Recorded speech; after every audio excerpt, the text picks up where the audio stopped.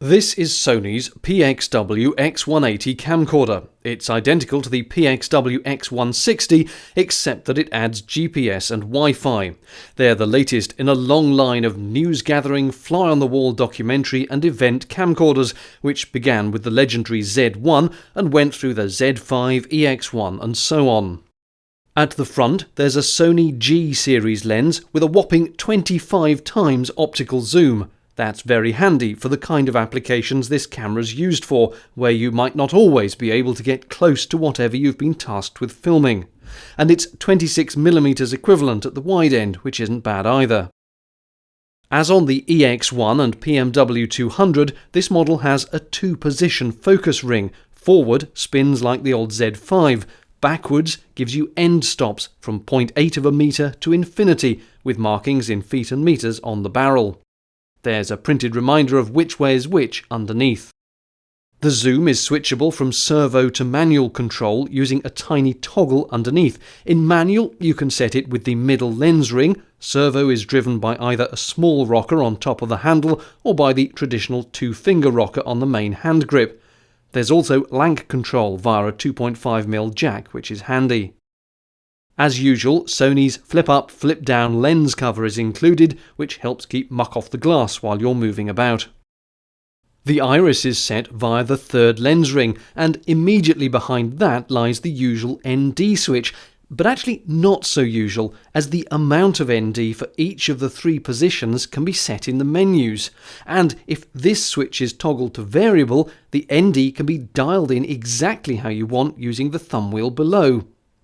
This means that you can afford to keep the iris open and set exposure using the ND, thereby helping you get a shallower depth of field. Here's a couple of examples. This shot is f3.4 at ND 1/4. When you open up to f2 and use the variable ND, the background goes a little more defocused. But remember, this camcorder uses 3rd-inch chips, so depth of field is always likely to be pretty deep. Here's another example at f4, just notice how blurry the bins and posts are. Then at f2.4 we get a little more fuzziness in the background. Now we couldn't open the iris any more at this zoom level because the iris ramps down the more you zoom in. Behind the lens lie 6 assignable buttons, and Sony's helpfully raised the centre of the middle two buttons so you can find them by touch. Likewise, the top button has a raised circumference, so you also know which row of buttons your fingers are on. It means you don't have to look up from what you're filming when you want to adjust something. But one moan we have about this camcorder is that every time you change a setting, apparently unswitch-offable, gigantic flashing banners come up on the screen, whether you're altering gain, zebra peaking, white balance or so on. Sony, we know things are changing, partly because we just pressed the switch to make it so, but also because it then tells you on the screen in the icons round the edges as you'd expect. Anyone who doesn't realise what they're doing when they change the settings isn't going to be any the wiser to have big flashing warnings coming up, and it just gets in the way of seeing what you're shooting. This definitely needs the option to be switched off. At the bottom, the usual toggles for manual or auto iris, 3 levels of gain, 2 push-to-set white balance options plus a preset, and controls for accessing and scrolling through the menus. More auto on-off controls above that, plus shutter and a status button. Finally, on this side of the camcorder, audio controls for 2 channels, including input assignment and auto or manual volume. A 3.5mm headphone jack is usefully presented on the back of the top handle, and the output to that can be set to either channel 1, 2 or a stereo feed of both. An internal microphone sticks out of the front of the handle, and it does a decent enough job even if it's a bit windy. But a proper mic will always do much better. Hence, there's a standard shotgun mounting on the right-hand side. Below that lie the 2 balanced XLR audio inputs with little flaps over them, which we just found to be annoying, but require a sharp knife to get rid of. Each input can be mic or line level with the option of 48V phantom power as you'd expect. On the back, a large eye-cupped viewfinder which can tilt up by 90 degrees for those awkward shots. This camcorder uses expensive but reliable S/S media for video storage. There is an SD card slot for saving your camera setup, and USB for getting the files off. It shoots not only in the time-honoured XDCAM EX formats, but also two flavours of Sony's XAVC format, an interframe and a long GOP variant. It also does AVCHD and even good old DV. Batteries are the usual BPU type, and there's plenty of output options on the back: HDMI, SDI, Genlock and timecode. And another SD card slot which is for video for low-res proxy files. This being the X180 version, there's a tiny slot for a wireless dongle on the side that's for remote control via a tablet or smartphone, and with the latest firmware, streaming and file transfer. We like that Sony have put the on-off button back on the hand grip rather than on the end of the camcorder as it was on the PXW-200. While the position of the hand grip is good for weight and balance, we thought the focus magnification and last clip review buttons should have swapped places. Our fingers easily lay on the clip review button while filming, which you don't need, but had to strain backwards to hit the focus magnifier, which you do. And we had to brace with the thumb, which meant nearly hitting the record start stop button a few times when we didn't want to.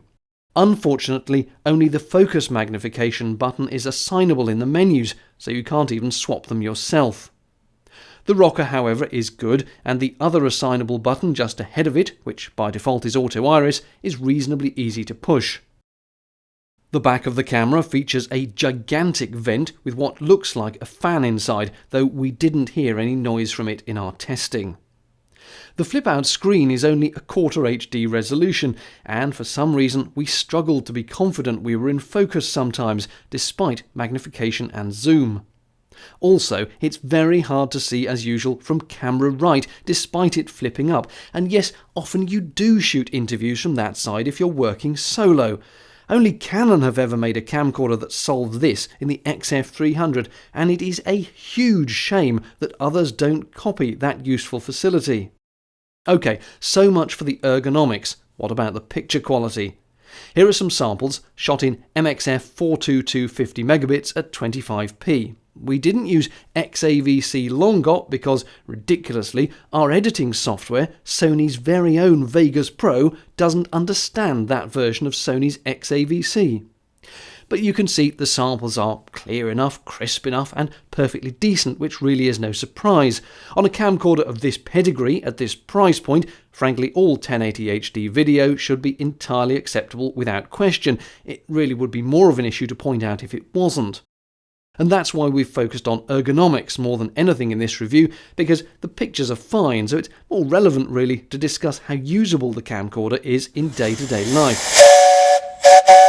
So on that front, one operational gripe we have is the loss of the PXW-200's excellent depth of field indicator, which is replaced with this inferior sharpness bar.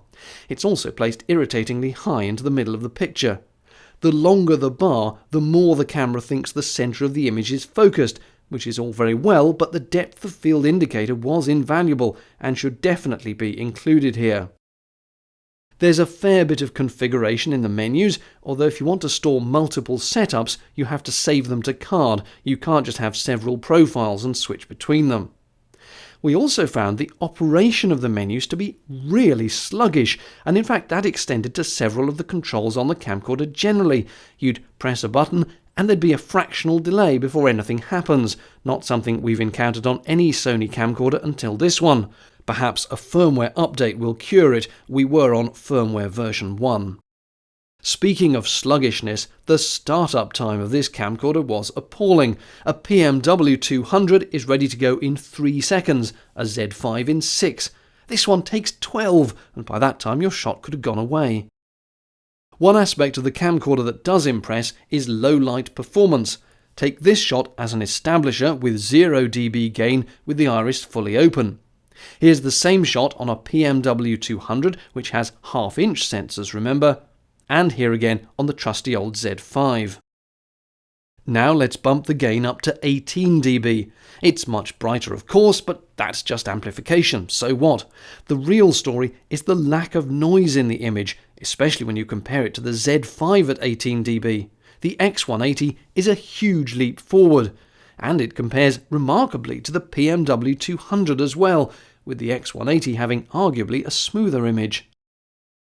Sony have included a version of their active stabilization in this camcorder, a first we think for this size of unit.